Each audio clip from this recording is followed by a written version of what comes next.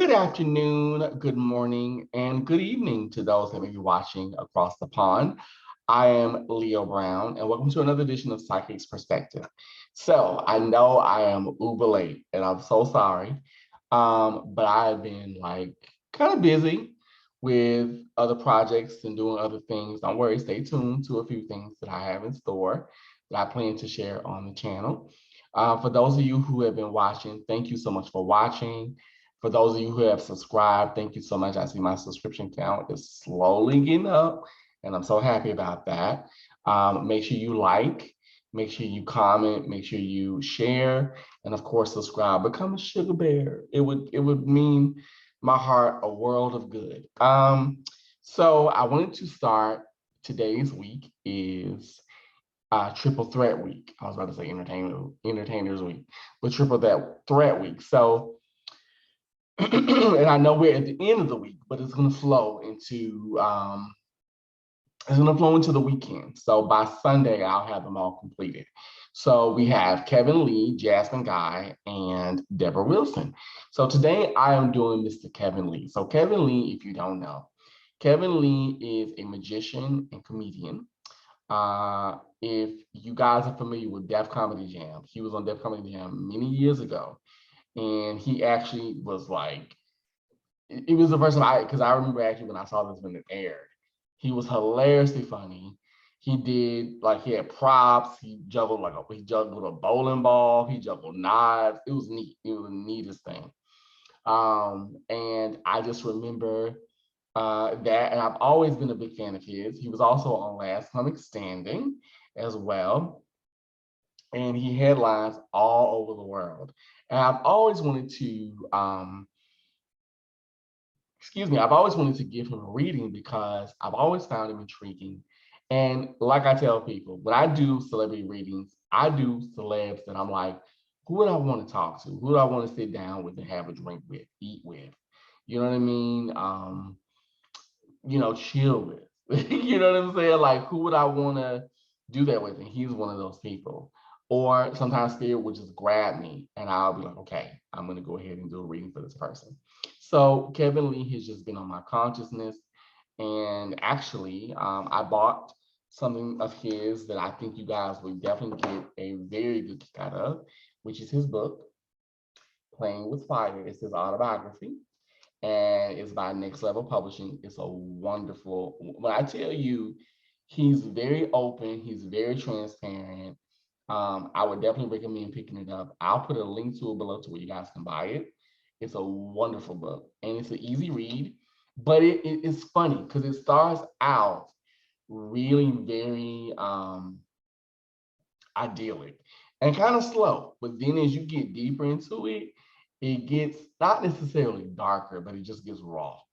And it's the kind of book that if I ever were to write another book, which I do plan to do, I definitely would write a book like this because you want a book where you can just tell everything. And I feel like he does that. He shows warts and all. And the book is a wonderful, wonderful book. I've enjoyed it. I think I'm on what chapter am I on? Hold on. What chapter am I on? I am on chapter, oh, I don't know. Hold on. Chapter 14. I had to think. I was like, what chapter am I on? I'm on chapter 14, so I'm almost done with it. But it's a wonderful book. I highly recommend you guys get it. So, with that being said, let's get into the reading. One second, y'all. I had to get my cards. Hold on, y'all. 1 second. Let's get them out.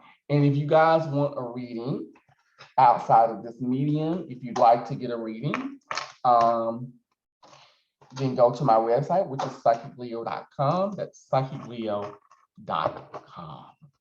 All right. So let me get started. And throughout the reading, I'm not gonna call him Kevin because I don't know him personally, but I'm gonna call him Mr. Lee a lot, okay?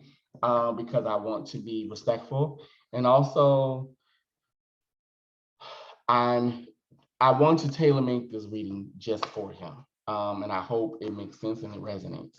And Mr. Lee, if you ever get a chance to watch this, I hope it makes sense. I hope it resonates with you. And I hope it gives you clarity and it helps and it heals on some level. And even if it doesn't, I still would love your feedback. So with that being said, let's get started. All right, so I'm just gonna ground myself here.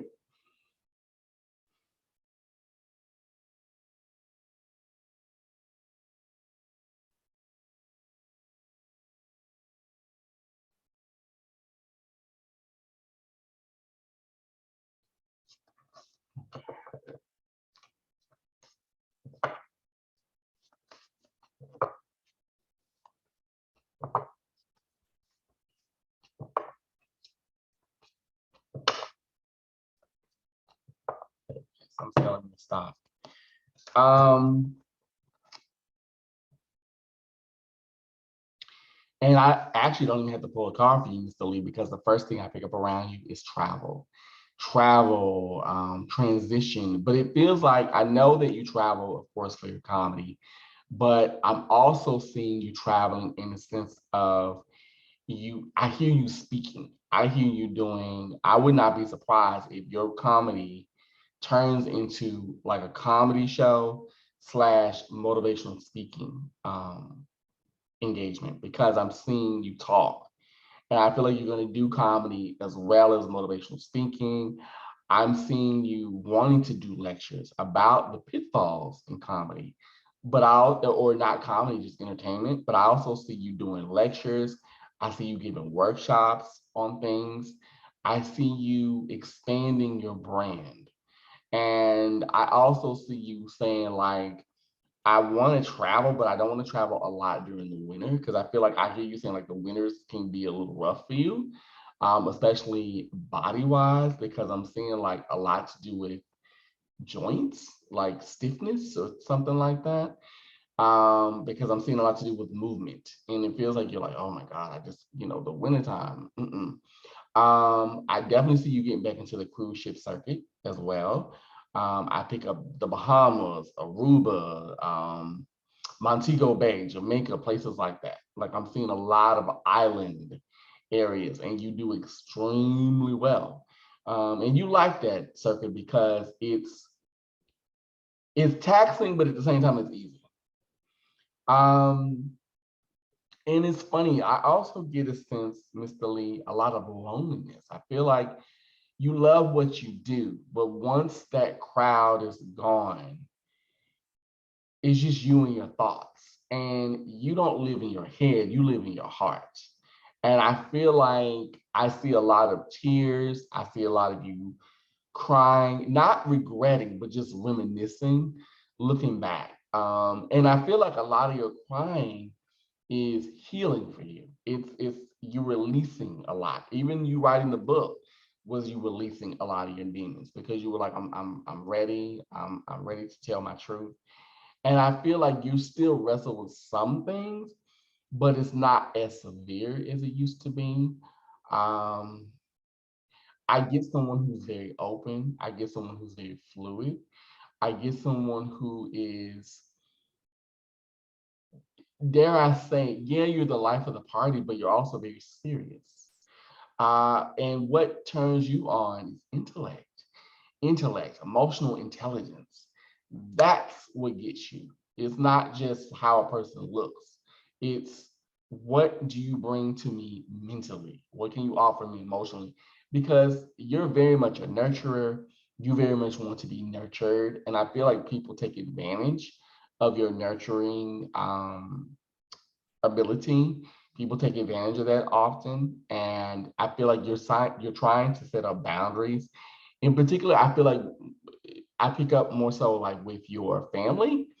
And I want to say, I don't feel like your daughter takes advantage because I don't get that. But I feel like there are moments where what I hear in my head is like, she doesn't understand or she doesn't get the sacrifices I've had to make. And what I'm also picking up is I pick up this man in spirit. I pick up two men actually in spirit for you.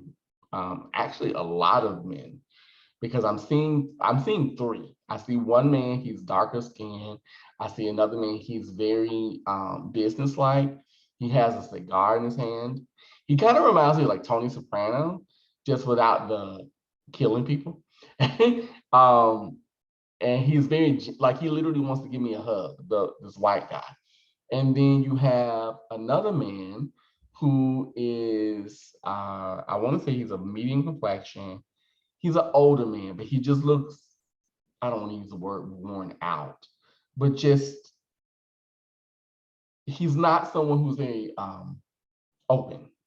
And I feel like with the man that's not very open and the man that is, what this is telling me is that number one, they're around you. And then number two, I feel like these are things that maybe you yourself deal with. And then the man that is darker skinned, he just reminds me of someone who's very predatory, I guess. Someone who I get someone who is predatorial, but I also get someone who is regretful. I get a lot of sadness. I literally get like, and I don't mean to do this as I'm talking, but I literally get like somebody being weighed down by their actions, and it just took them out. And I get around this person like drinking or drug use or something like that, like a lot of issues. And I feel like as of late, these three men have either popped in your head or like off the top, you'll think about something that reminds you, especially the Tony Soprano guy, because I'm seeing something to do with cars, almost like Cadillacs or Mercury Grand Marquis or Buicks, like say, am I saying it right? Buick Sables. I think that's correct. I don't know. I don't know a lot about cars, but I'm getting that around me. And I feel like these big cars, they're like showy. And I just get this man even still advising you, telling you what to do with your money, telling you how to take care of yourself, how to, make time for the stage, but also make time for you. Because I'm also picking up around you for some reason too, that you tend to be so giving that by the time you get on stage, you wear yourself out. You literally go to the hotel room and just go, just conk out. Um, I definitely feel like you talk like you, because I'm hearing you talk on the phone a lot. So I feel like you definitely try to keep communication open. That's very important to you. You try to do the best you can with what you have. And I'm also seeing like you cutting back on how you eat, you cutting back on the late nights. You're not a partier anymore. But I get around you that like certain things you're like, I gotta go back and just regroup. Because it's funny, your work has made you become more empathetic. So now you're like, I can't handle all the energy that's being thrown at me. Like I love the audiences. I love the people, but I have to go back and recharge because if I don't, I will be an absolute mess. One of the reasons why, because one of the reasons why is not just you don't wear your hats, because if you guys know Kevin Lee, he wears fedoras. You don't wear your hat just because it looks good. You wear your hats as a form of psychic protection. You probably don't know that, Mr. Lee, but you do. Um, and I also pick up, I know like I said, I talked about your book, but I feel like for some reason you're gonna write another one. And if you don't, you write a lot of because I'm seeing you write a lot of your material, a lot of your jokes, like I'm seeing you, but I feel like you may end up writing you may end up writing two more books because you've got so much more you want to say. And there's so many more stories you want to tell. And I also seen you getting into acting.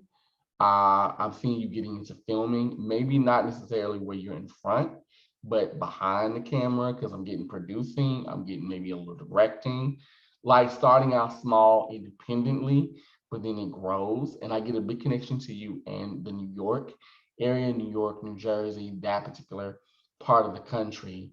I also feel like with you and your wife, um, it's a really good relationship. I feel like she understands, but I also feel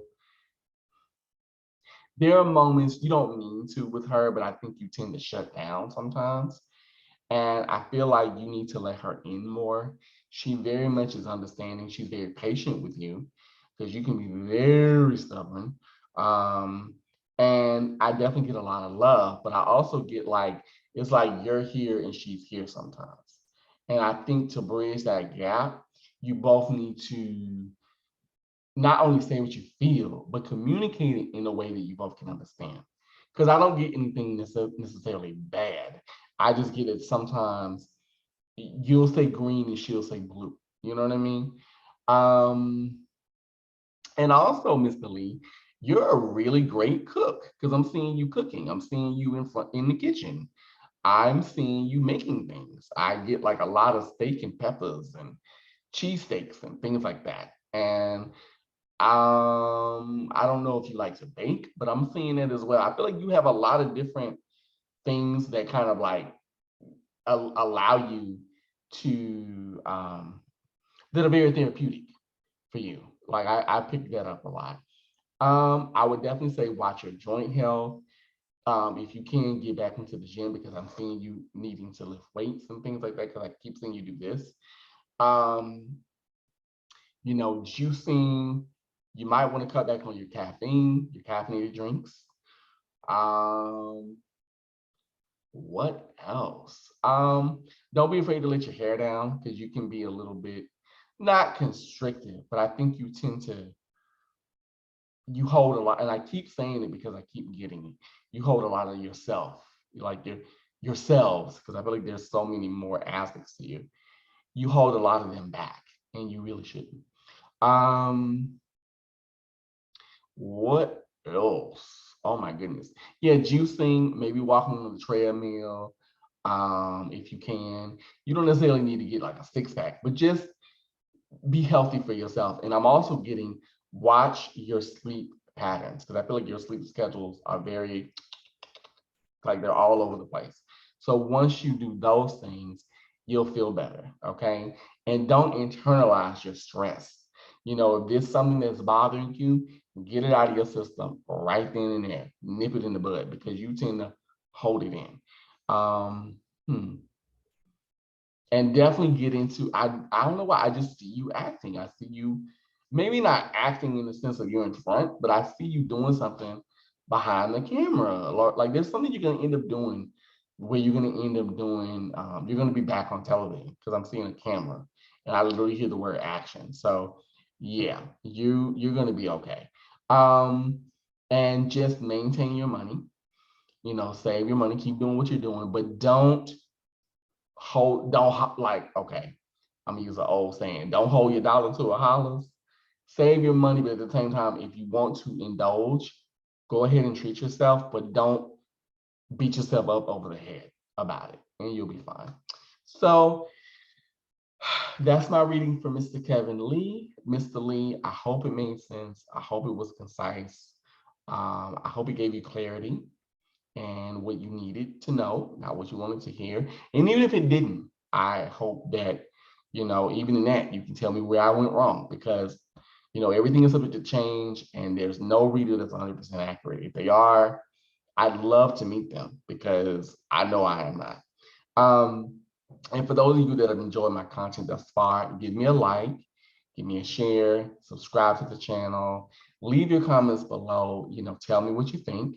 And like I said, if you are in the tri-state area of the East Coast and you want to check out Mr. Lee, I will post his website down below and also where you can get the book as well.